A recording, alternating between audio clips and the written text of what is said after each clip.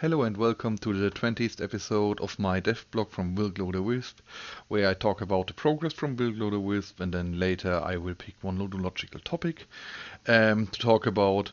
If you're only interested in the ludological topic itself, just press here and you will skip ahead and skip the progress report. With that out of the way, let's jump right into this episode. The replay functionality I talked about last week, I wanted to do. I actually cut it for now. It might come in back again later, I'm not sure. The really important feature that I want is the one that I now implemented. That's the ghosting feature. The problem I had with the particle systems and all the stuff, it's solvable. It's not a huge issue, but I'm really want to release the next version, and the next version I want to release within the next couple or 3 weeks, I think. And because of that, I cut the feature for the next version, because it would take a little bit more time than I wanted. So maybe it will come back in again later. I cannot really tell you, but we will see.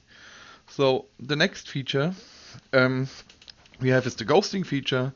The ghosting feature, as you can see here, the red player basically is the ghost. I'm not sure if I will leave it like that. I wanted to do it as a gray thing, but the problem is that the characters themselves really don't look good in gray, so I opted for red for now as a color. I'm not sure if it will stay like this, but for now I'm fine with that. But it's basically the replay feature, just as just a ghosting feature. So you can basically, as you can see here, play against a person, but like the idea is for YouTubers later to be able to use it so that they can interact with their fans, or also just for other people who want to play basically against their friends. And so you can basically battle who can finish the level faster or get a higher score if I want to do a high score thing. So the next thing I started to do is actually I started to set up my server, which I will be using for Wisp. I will use the server for hosting replays, for hosting the high score, for also hosting your game save data. So I still will need to do all that stuff, and that's one thing I really need for the version, or I really want to have for the version, because I want the YouTubers to already be able to basically play against their community, which is like one of the main features I think for the next version that will drive, and also obviously all the bug fixes and game design stuff I will fix. But that's a really new big feature. Like the other features that are left are basically just so that the obstacles do something similar to what I did with the other behavior, or with the walls, to constrain where the particles can go. So I think I will do that also for the upcoming version. Yeah, but that's basically the progress report I had. This week I'm not sure if I will post a video. I will have to see, because on Thursday I will go to a Microsoft event in Munich. So I'm not sure if I will get much done, but anyway, for now I usually will host a video anyway, because I always have the ludological topic, and the progress report is mostly pretty short right now. It's just to keep you guys updated. Yeah, so anyway, with that out of the way, let's jump right into the ludological topic. The ludological topic this week is randomness in games. And so what is randomness in games? A quick look at Wikipedia tells us that randomness is the lack of pattern or predictability in events. So what does that mean? So basically, most of you guys know randomness as basically a die roll, which is one kind of randomness, but that's not the only kind of randomness, at least not for me, for my definition. There are other kinds of randomness as well. First off, if you have an impossible decision, which I try to depict by this picture here, if you basically have no information, here, let's say you look for a lake, and the sign is not really telling you where the lake is, but somebody tells you one of these arrows points to the direction of the lake, and if you have no more information, your decision will just be random, because you don't have enough information. I think that a lot of people can still get, but the next thing, and like I'm not the only one saying this, there are a lot of other people, but the idea is that even if you have a decision, where you cannot really understand, or you cannot really get to a good decision. Let's say that on this and this arrow, actually there would be standing signs in a language you can't read, and one would say lake. You you still would not be able to do a good decision or the correct decision to show to know where to go. Even though others might be able to, but for you the decision is still random. So the same applies to if you have a complex game. Let's say you have chess and you don't know what to do and you just pick any move and you just do it. You basically did a random move, and that's why chess has random as well, random elements as well. I would even go further that if you in chess, let's say you pick a piece, but but you have a like you basically do a decision based on what you know or what you think is best, but in reality it is not a correct decision. Then it might still work out for you, or might not work out for you, and the result will still be random because your the approach you took was not the correct one, and so the outcome will not be like the outcome is not because of your decision, but because of maybe other factors that go in, and that's why it is random. I hope I made this a little bit clear.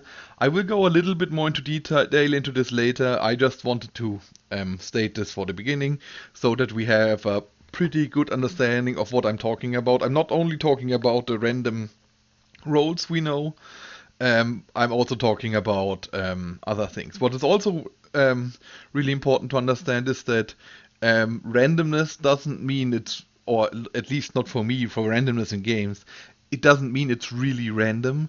Like it is for me at least. I'm still talking about randomness if there's a algorithm that does it, and but it's applied to some degree of randomness. Like actually a die is a good example. A die, this is a 12-sided die, so you could only get results from 1 to 12.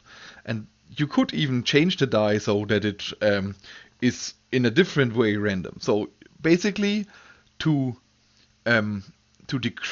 decrease or increase odds is still fine. It's still the only thing that is really important is that you are unsure of what comes out at the end for me. So actually, I really liked that decision when I found it on Wikipedia. That's why I put it here.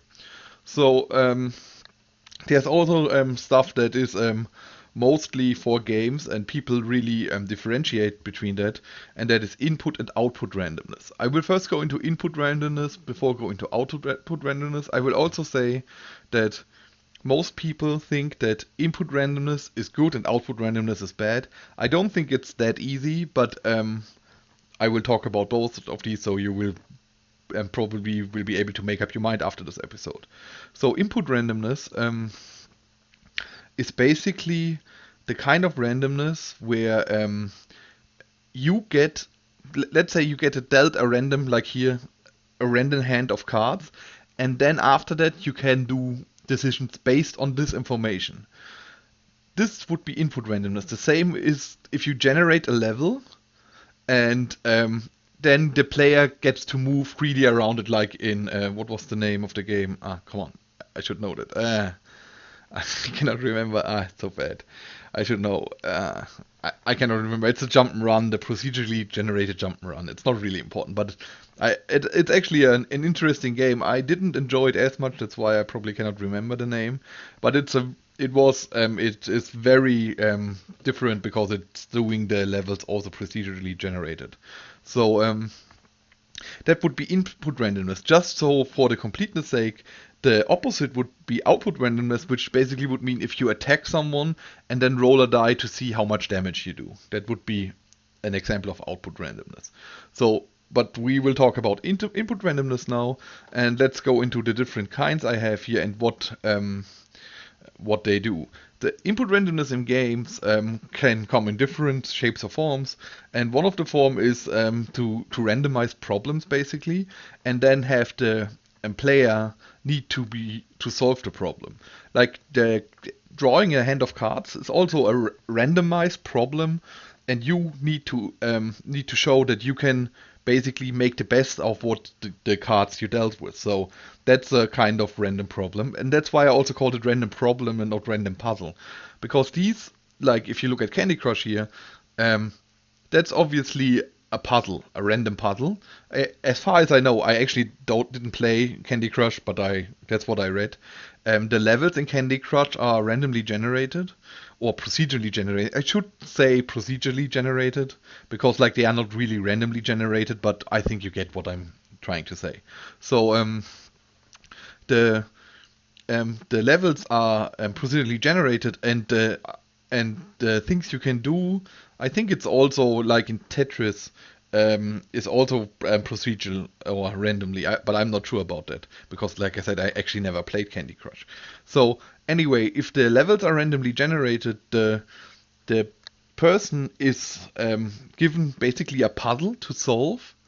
Um, with input randomness. And the good thing about input randomness in this case is, and what makes input randomness good is, or randomness overall pretty cool is, you have an easy way to get a huge quantity of different levels without actually needing to do all of them. That's really good. Like the quality usually will suffer a little bit.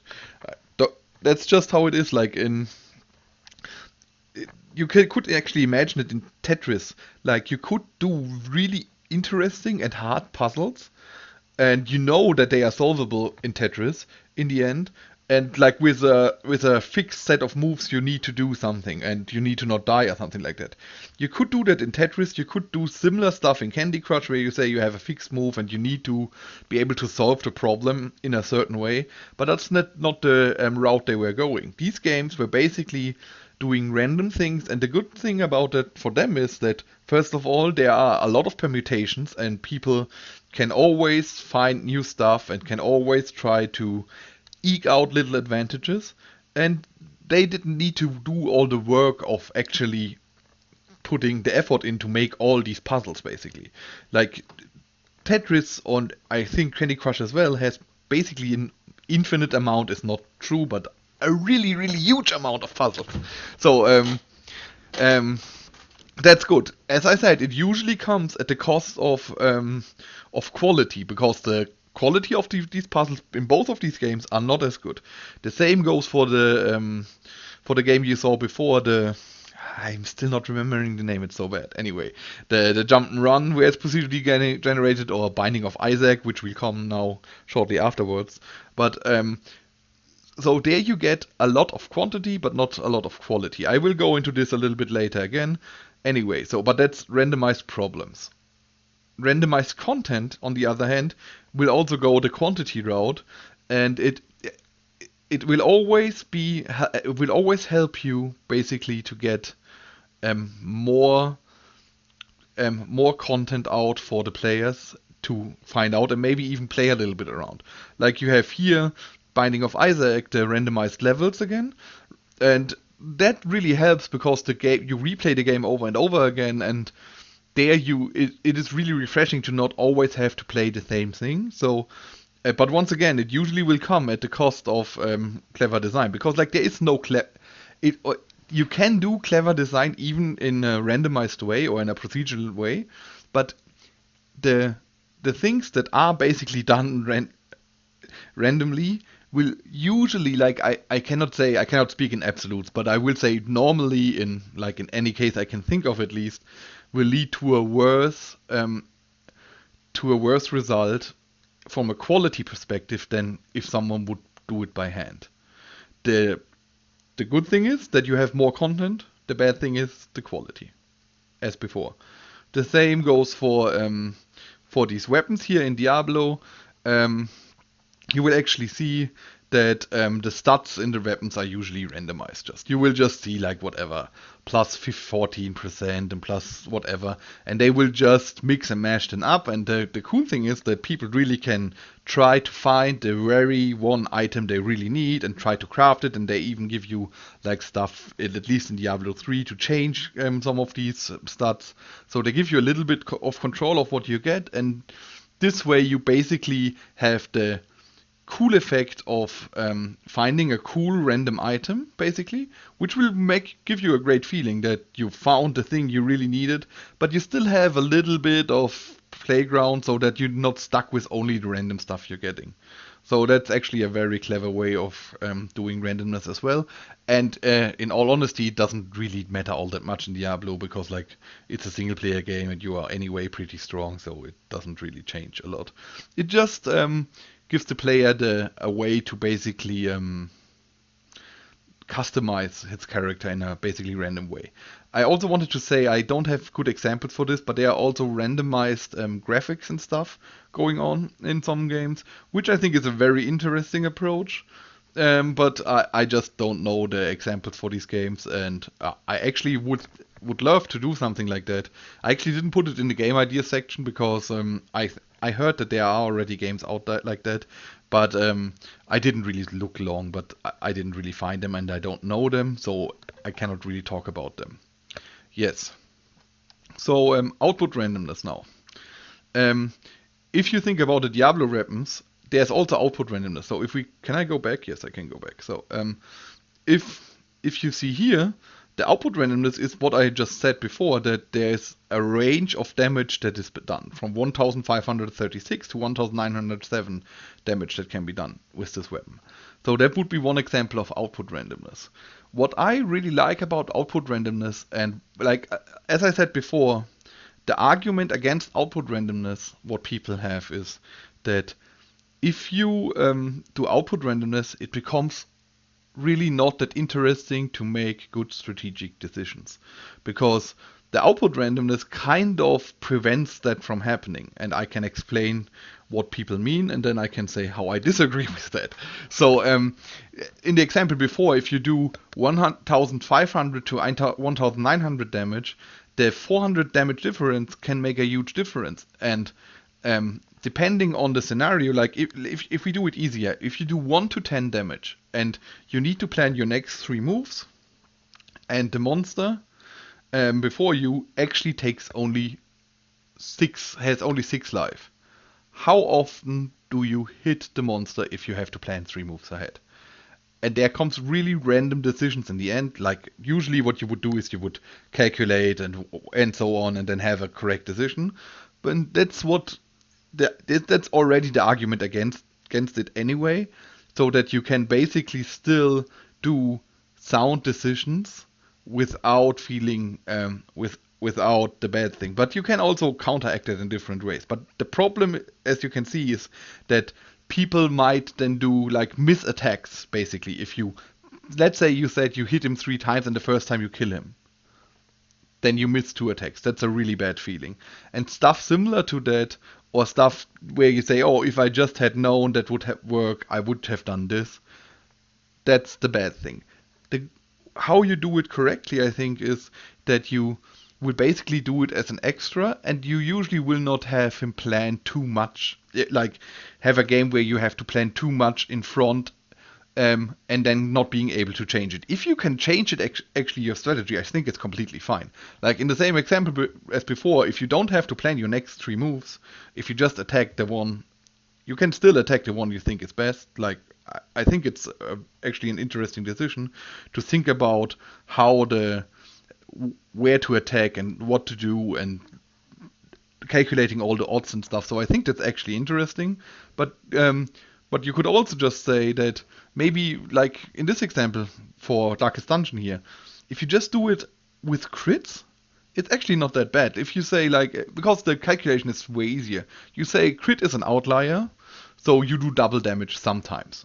And that's fine. Like, you will still play, like, it's not really complicated for the people. Like, I think what a lot of people don't like is they don't know how to act.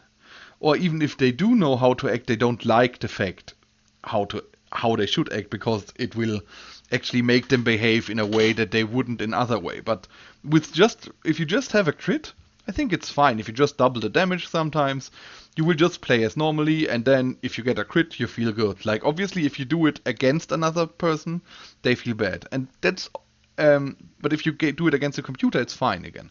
So, and that's actually what I really like about the output randomness. I think output randomness leads itself very well, or lends itself very well to telling great stories. I really believe so, because if you look here at the Hearthstone example, in Hearthstone, I actually think that especially the Arcane Missiles, but other spells as well, which have output randomness, are very interesting, because you can actually count on them to do something like 90% of the time. And that's fine. Like if he has a 2/1 and another creature, or a creature with 1 toughness, first of all I should probably explain what Arcane Missiles does. It shoots 3 damage to random targets. So if the opponent has a creature with 1 toughness, which is basically would mean if one of the 3 hits gets him, he dies, and he has another creature, it is, at least I didn't do the math on this, but it feels pretty likely that it dies, the creature. Actually, it's 3 times 33%. It's like, it's fine. You are above 50% for sure. Like, I think I cannot really, I don't want to do the math now on the fly, because I will probably do mistakes and I don't want to do that right now. But it's 66, and then it's 22, and then yeah, it's like I think 80% or something like that. I hope I'm right about this. So anyway, but it feels very likely, at least when you play the game. If he has like 2 guys and 1 toughness guy, you almost always kill it, at least to how I feel. And you feel unlucky if you don't. But sometimes you will even do stuff that's better for you, and then you will feel great. And I think that's good enough, because the spell itself is not that great that the opponent will go just nuts about it. He will just say, well, yeah, I guess that happened, but I actually can come back. So for output randomness, I think there's a couple of things that are really important. The first thing is that the stakes cannot be too high, because if the stakes are too high, it makes for a great story, but it makes the game to be too random. But that's a thing that you always should keep in mind. You should always balance strategic decisions versus luck, which is another point I will come after later, when I recap basically what I said about the different kinds of randomness. Yeah, so I think that's really important. As you can see here, or at least I think, he just rolled a high number, so he is really happy about it. So I actually think I think output randomness lends itself really well to storytelling. And also the input randomness as well can lead to that. And I wanted to say also that just because something is input random, it doesn't mean that it can be really annoying. Like I just said, how cool it can feel to have Arcane Missiles doing its thing. And like if you look at Magic, where you have input randomness, like almost only, like there are some examples, some other things, but like most of the time you have only input randomness. And then if you look at mana screw there, so what mana screw means is basically in Magic, you will need to have resources on your hand to play your cards. And if you don't have these resources, you cannot play your cards. There are rules to avoid you not getting any of these, but let's ignore these for now. So basically, sometimes what happens in Magic, you still don't get resources, and you don't get to play anything. And that's actually an example of input randomness being really bad. And like that's also how you see that just because it's input randomness, it doesn't make it automatically great. And you also see, because the cool thing is about Magic, that the quantity of combinations that can come up is really interesting, from what your opponent has and what you have, and you always have to basically do decisions on the fly, and people really want that. Like I actually think that a lot of people who do strategic games really want to have decisions that you have to make on the fly. And like, at least I know some people say that randomness is really bad, but actually randomness will help you make this kind of thing happen. Because if you have always fixed thing, you can actually put rules to it way more easy than if you have a random stuff of events happening and you need to really think on the fly. And I think that's what makes randomness in games so great. Like, especially in input randomness, where you really can then think on your head. But the output randomness is good for other things. So let's see, what is the first one? Yeah, so output randomness. I basically talked about output randomness as a die roll before, basically. But also, Twitch-based games have randomness in them. The same as chess has randomness, the same Twitch-based games have. Because if you are not able to perform a task um, all the time, basically the result is somewhat random. Like if you actually look at the golf game here, I think that's a great example, and I actually really like how they the mechanic and how it reflects to the gameplay in video games. I think it's a really great mechanic for a game, and I'm really in love with it actually. Like from a design perspective at least. So if you didn't play a golf game, I can explain it shortly here. I actually don't know which game this is, so whatever. I hope it's a good game. So you will usually start to press a button, and then this thing here will go to the left, and where you press the next time the same button, it will say how strong your how strong you will hit the ball, how hard you will hit the ball, not how strong. And then it will go change the direction and go back, or if it was already going back, you can go here and then it will go back again.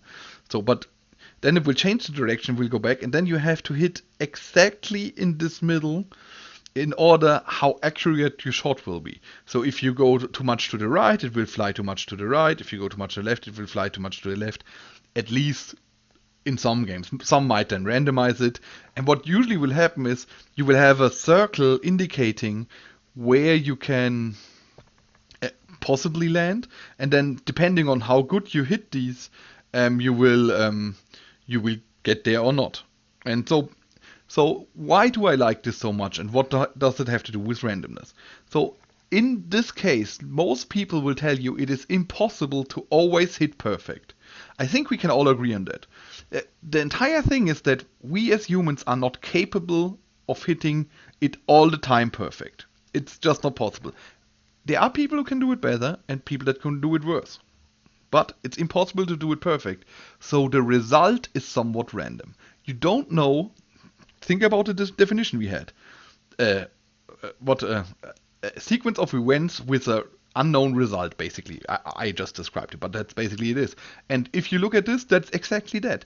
You don't know exactly where you will land. It's like if you say, yeah, but the range might not vary as much as you think. But if you think about a die, it's also not like that. It's not like you can roll a 200 on a 6-sided die. That's not how it works. You can roll from 1 to 6. You can change the die to have 2 ones. It's still a random result. It might be then more likely you roll a 1. It's still somewhat random. And that's the thing. It's the exactly same thing here.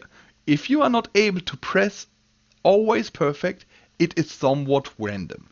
And the good thing about it being somewhat random and not just completely random, and about it being skill-based, is that people don't feel it's random. And it's actually output randomness, not input randomness, which is even better.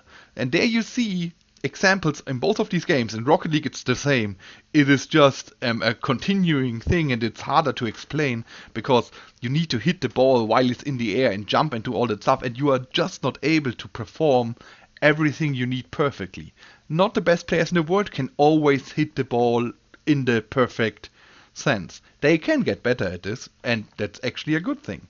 And that's where Twitch-based games, I think, do really shine. Twitch-based games have output randomness, which makes you able to tell great stories, and this is true for golf games, not as much as Rocket League, because it's player versus player directly competition. If you played Rocket League and you made a great goal by flying in the air and then shooting the ball, and you can feel so good about it because you know that actually you increased your odds in doing that. Like, most of the people will actually feel like they just did it, and it was awesome that they did it.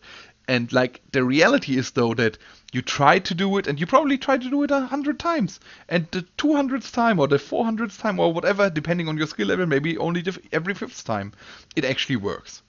And then you feel great. And because you can actually get better, the fact that it's somewhat random is actually hidden, and you still get all the cool benefits of telling these great stories, and you don't feel like cheated if people have a little bit more luck. And what randomness in games does really well is to even out the playing field. And what I mean by that is, if you have a game like chess or Go, where it's basically very low luck, only player with a very similar skill level can play against each other and still have a good time. Because in any other case, people will lose too often, and the guy who's winning too often feels bored, and the guy who loses too often will feel depressed, and nobody's happy. If you look at Rocket League, because you have the random factor that you actually sometimes will be able to hit the ball better and sometimes not, it will make people more even in every given game. Even if you are a little bit better, it might only mean that you only hit, instead of hitting every 20th time, you maybe hit every 18th time or every 19th time. It doesn't really matter in the big picture, because like you will still miss 19 times and then hit, or 18 times and then hit the one time, and the other guy will just do it in one a little bit less. And in any game, you might only have 10 chances, let's say. Like, it's not true for Rocket League, but you can just increase the numbers and still have the same result. And only because you hit, you doesn't mean you score a goal. But I think you get the thing that I'm trying to say is, if you do only the move you really want to do every 20th time, it doesn't really matter if your skill level is different and the other guy can make it every 17th time. It will only matter in like a very small percentage of the time. Like, I actually cannot do the math right now once again, but basically it would mean, like, let's say it would be just even, that he will win every 17 times and you will win every 19 times. Like, that's not really true, but like, you get what I mean. And the other 18 times are completely random. Like, it might go your way, it might go his way. And that's actually what makes it so interesting. And because you can get better, it first off doesn't feel so bad, because if it would just be a die roll, it would just feel really bad a lot of the time. And you will actually feel like you can improve, and it actually gives you more deaths and more stuff to do inside a game. So I think Twitch-based games are really good for doing output randomness. And I don't think that most people look at it that way, but I think it's, at least that's my opinion, how it is. Then we have the impossible decision, which is another kind of thing I want to talk about. It is very similar to this Twitch-based thing, like, and I already showed it to you before with the arrows that pointed into a direction. But if you look at this graphic here, this is actually a ping pong ball getting thrown down, and down here are a lot of mouse traps with ping pong balls in them. And then it will basically have a chain reaction, and a lot of ping pong balls will fly, and like it's done with mirrors, so it looks like more awesome anyway. But the thing is, if you drop that ball in there, you basically cannot calculate, or at least I cannot, like maybe some people can, but I cannot, calculate what is going to happen, right? So if you had a game that is similar to this, you could actually introduce randomness without people knowing. And I think that's actually not something that is done that often in strategic games. If you increase the complexity high enough that people cannot really, they can only guess what the right decision is. Like, actually, I think that's what happens in a lot of games, and people will try. So, but in strategic games, if you make things so complicated that you don't know what the correct decision is, it will lead to a random decision. If you make it too complicated, people will feel frustrated. If you make it just complicated enough that it's like not really solvable, but it feels like you could, or at least you can get close to it, it actually makes for a very interesting game, and with more randomness, which I really want to hammer home here, is a good thing, I think, overall. Like, not every game should have it, obviously, but I think overall we want as many people to play our game, and like, some people might disagree, but I actually think that's an important thing. Not as many people as possible, that's actually not true, but we want enough people to play our game that it actually can become a thing in society. Because I think if you make art or games or anything and nobody looks at them, it doesn't really matter. It's masturbating basically. It's like you do it just for yourself then. And that's fine. That's not just what I want to do. Like I actually think it's even fine to do that. If you want to do that, that's great. More power to you. You can do a game that is only for you and a small audience maybe. That's completely fine. It's just not the thing that I want to do. And if you want to do games that are actually played by people, which I think, because I want to make people, like for me, one thing is I want to entertain people, and if nobody plays it, they don't get entertained. So it kind of is self-defeating in my opinion. So yeah. But once again, what I wanted to say is you can do very interesting games, I think, if you make the decisions really hard while not making people feel like they are that hard. Yeah. So that's the impossible decision.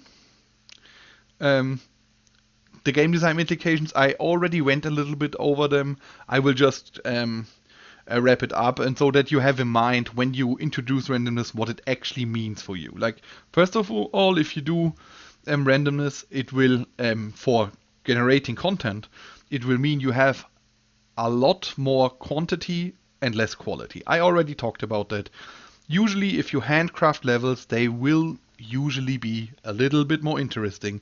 There can be more twists in them and stuff like that, because your algorithms are pretty dumb usually. Like, I'm not saying this will always stay like this. Maybe we get an AI at some point who's doing the levels or stuff like that. And like, there can even be like, that doesn't mean that there can be procedurally generated games that are better than handcrafted games. I'm not saying that. I'm saying if the person did the same person who did the procedurally generated stuff did them by hand, they will probably be better because all the knowledge he has can be put into level design, and level design is another thing on its own. It's not 100% correct, but that's how it usually will play out. And if you look at all the games, I don't know any game where I can say, yeah, this is really interestingly procedurally generated. Usually the levels will feel a little bit samey. It doesn't mean that they are bad. Like in Diablo, for example, I actually think the levels are fine. And there is a lot of handcrafted stuff still in them. That makes it better. Anyway, completely handcrafted, probably Blizzard could do a little bit better of a job. I'm just saying. As I said, that doesn't mean these games are bad. I actually just wanted to say you have to weigh what you really want. Do you really want to have interesting level design, or do you want to be have people playing over and over again? It's a little bit of what you really want to do. And like with weapons, it's very similar. Like you can do very interesting weapons if you design them yourself. If you do what Diablo does, randomizing stats, the weapons are not all that interesting. You get other benefits, of course, as well. Like you can do like a little bit of spreadsheet thing there, where you can basically have people optimize their builds and stuff. Anyway, that's quality versus quantity. Skill versus luck.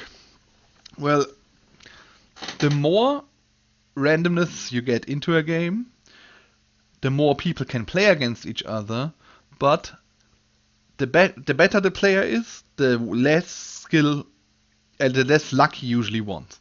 And that's basically a thing that's not really good. I actually think that it is not good even for the better players to reduce the luck, because if you reduce the luck, not as many people will play. And I know it can be frustrating at times if you lose, and that's where you have to really lose because of bad luck, basically. That's where you have to be really careful in deciding on how much luck you will put into your game, and like how big your audience you want to be. And like, as I said, the more luck is in your game, usually it means the more broad your audience will be. Not everyone will like randomness in games, especially if it's not hidden. Like, actually, I think these Twitch-based games are that popular because they have the randomness. Like, if you look at Super Meat Boy here, you actually can, if you understand what I said before, you actually will finish levels without having the skill to finish the levels. If you understand what I mean, or you can. Like, let's say you would, in average, need 50 times to finish a level in Super Meat Boy.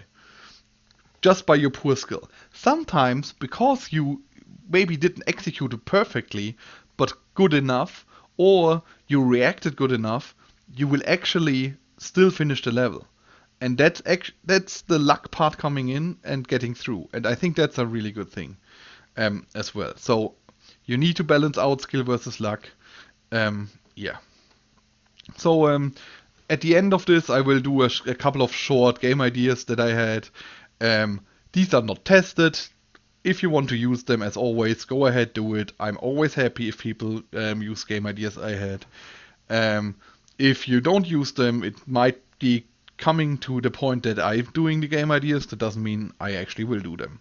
So the Impossible Decision, or Decision Impossible game that I talked about before, it's actually here. There's an idea for how you could do it. Like, there's obviously will be, this game will change a lot. I will basically say the same thing every time I'm doing stuff like that. These are not finished games and everything. This is just a very rough sketch of an idea. So what you see here is basically, what I imagine is, in turn, every player will place one of these round circles on the board. This is basically a playing board here. And the half transparent circle shows how much or how far the interaction goes with them. The bigger the circle, the stronger. If you put it down here, basically what it will do is everything it will touch with that will actually start to move. So what that means is that, as you will see here, this will be basically pushed into this direction, this will be pushed into this direction, this will be pushed into this direction. What then happens is, at the end of each of these drops, you will look at how much space somebody controls. And how can you find out if somebody controls a space? Basically, it will count the entire region where the influence area is, and then look if he has basically more influence over it than this. What it means is that in this area here, we have more influence, and like also here and here, the red player has more influence. In this area here, they have the same influence, and it would not count towards the score. The game would then basically end if some player had more than X percentage of the entirely available space. I also thought about the dropping thing. You maybe have, you either can do it like that, you have an array of different big ones, or big influence areas that you can drop, and people can just pick them. You can just do it randomly as in Tetris. You could also, instead of dropping them, shoot them in. And the idea is, because you shoot the stuff away, actually the influence area will change, because this could be at the corner here, which will basically cut off the influence here. You can also obviously move it so that it's over another influence of yours, and all that stuff. That's actually strategic decisions you're doing, but because you cannot really predict how the stuff is going to behave exactly when it comes out, you have basically an impossible decision to make, and maybe you need a timer for that, and you need to think about analysis paralysis and all that stuff. Anyway, so that is the one game idea. I think it's actually a fun game idea. It might be really cool to prototype this at some point. Right now I'm obviously not doing it because I still need to work on my game. Another game idea, and like these game ideas, as I said, are really rough, is a Twitch-based soccer idea, which I think is a very interesting thing. Like, we have the EM right now going on, and so I thought about this.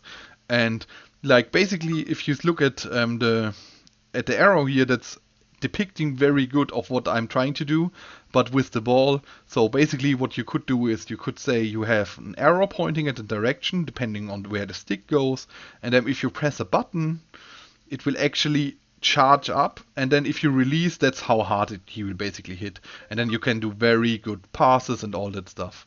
So that would be a Twitch-based idea, which would introduce more randomness into the soccer game.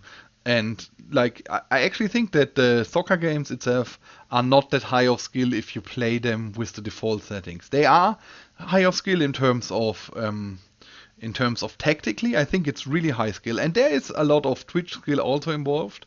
But if you would zero down on the Twitch skill a little bit more, and then even do stuff like direct passing, and then basically maybe if direct pathing people will not react as well or something like that. You could actually do stuff, but that's a very rough idea right here and not really well fleshed out. So, but I think that's it already for this week. I hope you enjoyed it as always. If you enjoyed it, please follow me on Facebook. You can search for Wilglow the Wisp and follow me there. You can subscribe to my YouTube channel, obviously, if you like the video. Or if you want to find out more about my game, you can go to www.parttimeindie.com and go to games and then Wilglow the Wisp. Go to IndieDB and Wilglow the Wisp, made with Unity. I'm everywhere basically. Tick source. You can look inside the video description to find all the links there. So anyway, I hope you enjoyed this and have a nice week. Bye.